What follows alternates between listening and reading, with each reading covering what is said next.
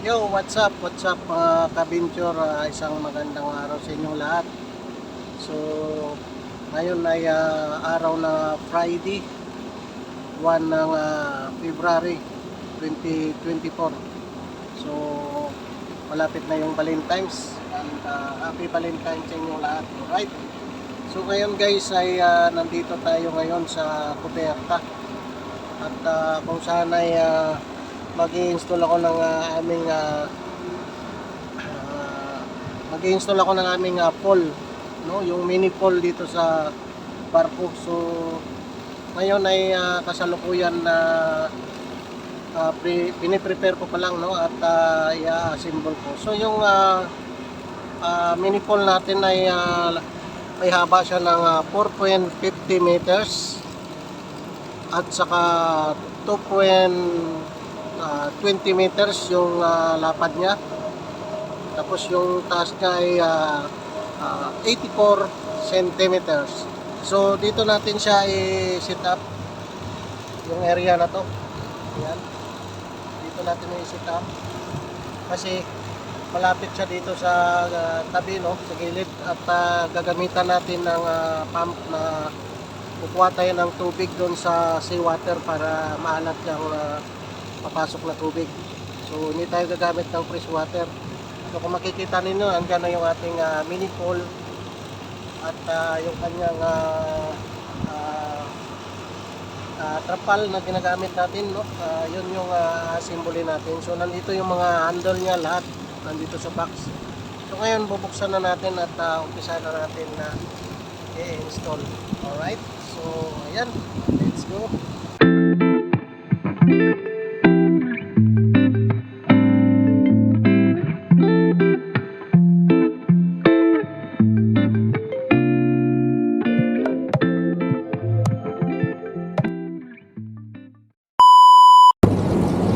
So ayan na guys, at tayo ay mag-umpisa na mag-install ng ating mini pole. So nandito na lahat yung gagamitin natin at i-start na natin, umpisa na natin i-install siya. Right, samahan niyo po.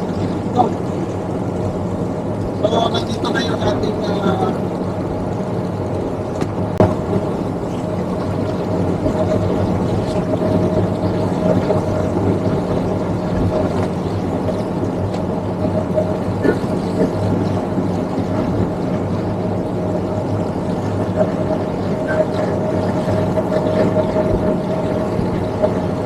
yung pag-install nito parang puzzle lang din, no? Kailangan lang natin na lalagyan din ng lock at yung mga kanyang mga brace nandito lang din, kung dito siya, lahat ng mga brace niya nandito sa loob. Ito ay malalim lang, 4.5 meters at yung haba niya ay 4.50 meters. Ang haba niya ay 20 meters. Tapos yung lalim niya ay 84 centimeters.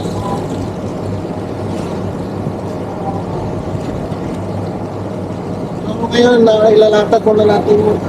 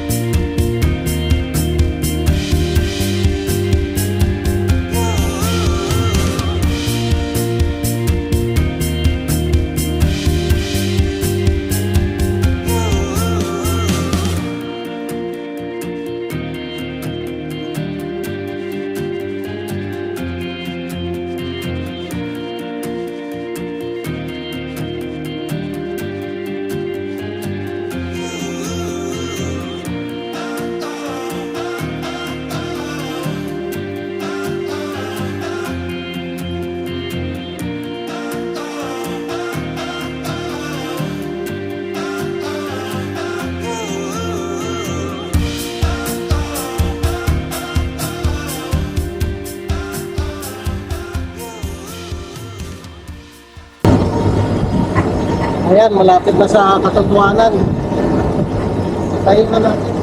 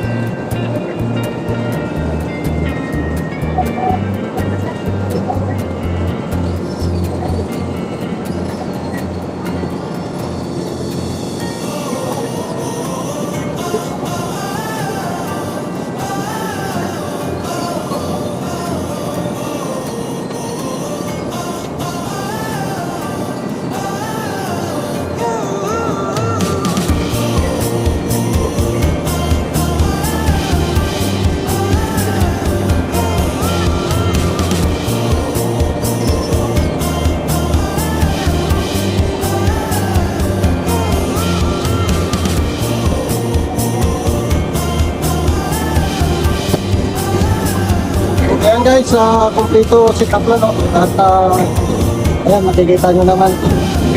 Lalagyan na natin ng tubig. At pupunuin natin ng tubig para ready to swim na tayo dyan. Right, abangan nyo yung paglagay natin ng tubig at pupunuin natin ng tubig yan. Tingnan nyo guys, dito tayo kukuha ng tubig. Dito. Yan. Yan. So dito tayo magkukuha ng supply salt water. Ayan, ginamitan natin ng Wells pump. Ito na siya. Yan. Andito yung Wells pump natin. So dinidrain lang natin yung tubig na. Yan. Tayo pumapasok na yung tubig dito. Yan, pumapasok na yung tubig.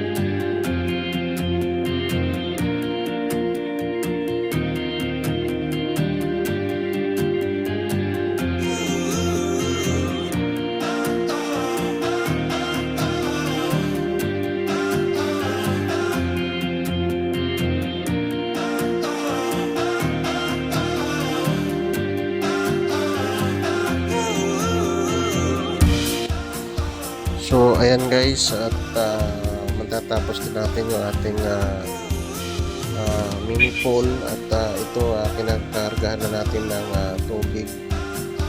So hanggang dito na lang ating vlog. Maraming salamat sa inyong pagsusubaybay at sa ating mga solid supporter.